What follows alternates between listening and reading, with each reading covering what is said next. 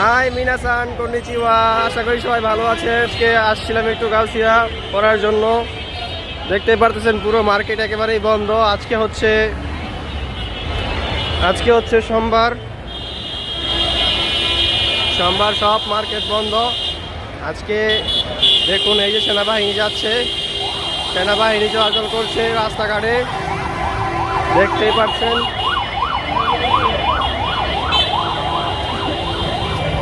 দেখুন সেনাবাহিনীর গাড়ি AK-47 AN-94।